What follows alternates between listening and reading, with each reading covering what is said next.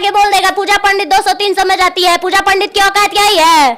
लोग अपनी औकात भूल जाते हैं क्या? जो मास्टर सुरेश से आपके ऊपर ब्लेम लगा रहे हैं कि आप 200-300 में किसी के साथ भी सो जाती हो, तो ये सही समझाना चाहती हूँ मास्टर सुरेश को, बेटा मेरी इज्जत लेने से पहले ना थोड़ा सा अपनी इज्जत का ध्यान रखना, नहीं तो जिस दिन हम अपने पे आ गए ना, मास्टर सुरेश पटना तो छोड़ दो, जहाँ पैदा हुए हो ना झारखंड में भी रहने के लायक नहीं छोड़ो। सुरेश की कोई औकात नहीं थी इंडस्ट्री में, तब उनको पूजा पंडित की मदद चाहिए थी, और जब पूजा पंडित ने उनकी मदद कर दी तो आज साले ने अपनी औकात भुला दी। पटना तो छोड़ दो बेटा, जिस जगह तुम पैदा हुए हो ना झारखंड में भी खड़ा होने की औकात अगर तुम रख लिए तो एक बाभन की बेटी ने। क्या हुआ है आपके साथ? हुआ मेरे साथ कुछ नहीं है, मुझे एक म्यूजिक जैसा कि आपने बताया मेरे को कॉल पे कि आपको ऐसा ऐसा धमकियां मिल रही है कि 200-300 में कहीं भी जाके सो जाती है। ऐसी धमकियां नहीं मिल रही है, मेरे नाम को बदनाम करने का कुछ लोगों का सोचा समझा प्लान है, जिनका नाम है मास्टर सुरेश, जो कि अभी फिलहाल कुछ ही महीने पहले मास्टर सुरेश एक पटना रिकॉर्डिंग स्टूडियो के नाम से एक स्टूडियो चलाते थे, वहाँ के ओनर थे। हालांकि इस शख्स से मेरी मुलाकात अरुण शर्मा के अरुण शर्मा डायरेक्टर हैं, उनके सेट पे हुई थी, ऑन द सेट। इस बंदे ने मुझे पहली बार से नोट किया, नोट करने के बाद मुझे काफ़ी मतलब कॉल मैसेजेस, मेरा नंबर लिया। नंबर लेने के बाद मुझसे पूछा, पहले पूछा कि आप क्या करती हो, तो मैंने बोला कि मैं सिंगर भी हूँ, गाना भी गाती हूँ, मॉडलिंग भी करती हूँ और गाने लिखती भी हूँ, एज अ राइटर भी हूँ। तो इस बंदे ने बोला कि ठीक है, मेरा खुद का स्टूडियो हो, मैं अपने स्टूडियो पे से आपसे कुछ अपना पर्सनल प्रोजेक्ट करवाना चाहता हूँ। मैंने कहा बिल्कुल मैं कर दूंगी, मेरा तो काम है भाई। कोई भी सिंगर, कलाकार, आर्टिस्ट, मैं हर एक कलाकार और हर एक आर्टिस्ट की बात कर रही हूँ। हर एक आर्टिस्ट है तो भाई उसको अगर ऑफर ऐसे ही मिलते हैं, काम के ही जरिए काम मिलते हैं, कभी किसी आर्टिस्ट को कोई घर से नहीं जाता है फोन कर। अच्छा, आप जो ये ब्लेम लगा रही हो, जो भी आपके ऊपर जो बोल रहा है, उसका कोई साक्षात प्रूफ है आपके पास? बिल्कुल है। क्या है? मेरे पास कॉल रिकॉर्डिंग है। आप मुझे दे सकती हो? बिल्कुल दे सकते हैं।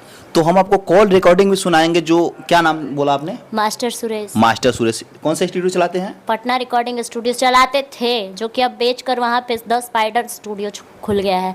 वहाँ के दूसरे ओनर का भी नाम है मेरे पास, नंबर भी है, मैं उनका नाम नहीं लूँगी क्योंकि इसमें उस बेचारे की कोई गलती नहीं है, तो मैं उसका। तो आपके कहने का सीधा मतलब है जो मास्टर सुरेश से आपके ऊपर ब्लेम लगा रहे हैं कि आप 200-300 में किसी के साथ भी सो जाती हो, तो ये सही बात है?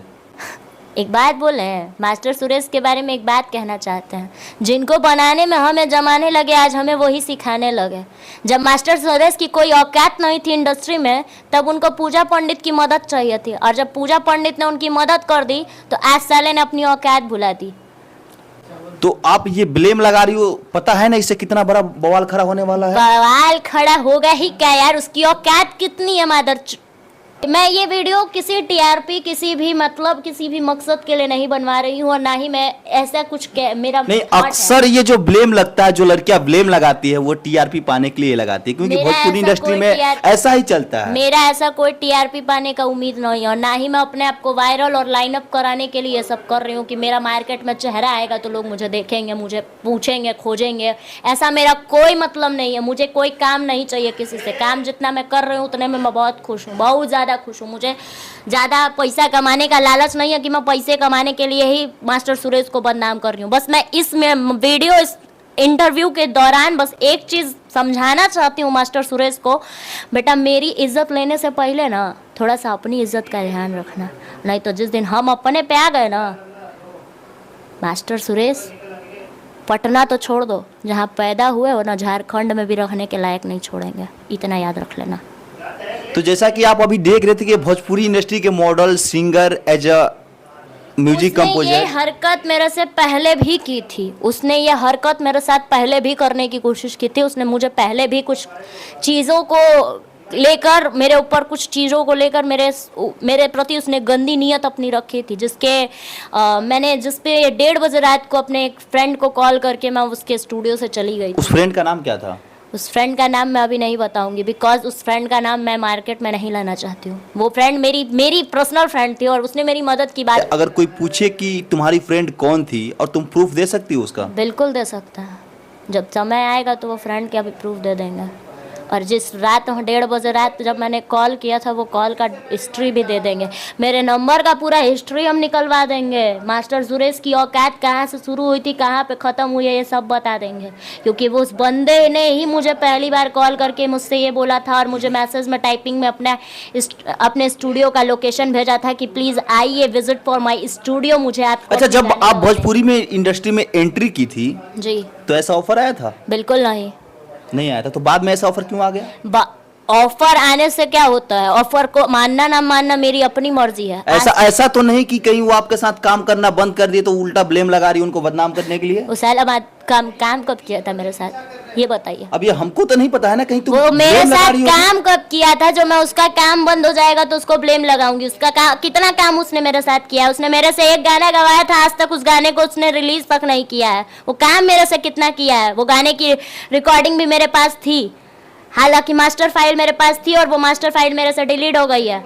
उसके पर्सनल सेटअप में जाकर देखा जाए तो उसके पर्सनल सेटअप में मेरा मास्टर फाइल दिख जाएगा। वो जहाँ पहले स्टूडियो खोल के बैठा था वहाँ पे अगर पता किया जाएगा तो मेरे बारे में पता चल जाएगा कि मैं उसके स्टूडियो पे क्या करने जाती थी और कोई पर्सनल दुश्मनी तो नहीं है ना मास्टर? मेरा कोई पर्सनल दुश्मनी नहीं है उससे। वो मेरा क्या लगता है, दूर दूर तक तो मेरा उससे जान पहचान नहीं है। खुद तो 4 बच्चों का बाप है, मेरे से उससे क्या पर्सनल दुश्मनी बताइए। मैं अपने खुद के इतने कामों में व्यस्त रहती हूँ, मेरे पास खुद इतना फुर्सत नहीं होता है कि हम खाना खा लें। वो मास्टर सुरेश के वजह से बदौलत से हम पटना में टिके हुए हैं। क्या मतलब बनता था इस सब छोटी छोटी बातों को लेकर मीडिया के सामने आने के लिए?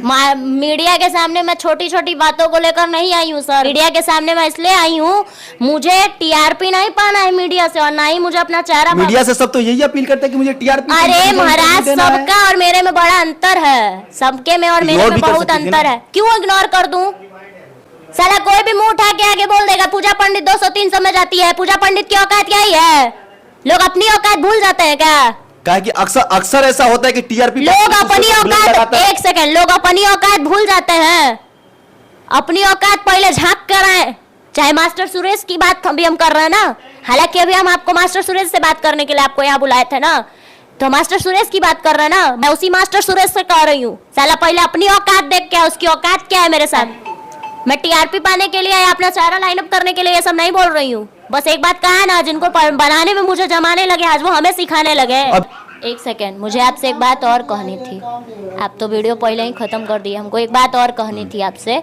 कहना मुझे ये था, आपके चैनल के माध्यम से जितने भी जनता जनार्दन मुझे देख रहे हैं, इस वीडियो को गलत डायरेक्शन में मत ले जाइएगा। मेरा किसी को बदनाम या किसी को अपने आप को बड़ा साबित करने का कोई शौक़ नहीं और ना ही मैंने ऐसा कोई फंडा अपनाया है। ऐसा कुछ भी सोचकर मैंने ये इंटरव्यू नहीं दिया है। मैं ये इंटरव्यू बस इसलिए दे रही हूँ कि मास्टर सुरेश, अब भी वक्त है, सुधर जाओ बेटा, वरना जिस दिन हम अपनी औकात पे आ गए ना, तुम्हारी औकात नहीं रह जाएगी मेरे सामने खड़े होने की। पटना तो छोड़ दो बेटा, जिस जगह तुम पैदा हुए हो ना, झारखंड में भी खड़ा होने की औकात अगर तुम रख लिए तो एक बाभन की बेटी नहीं हो।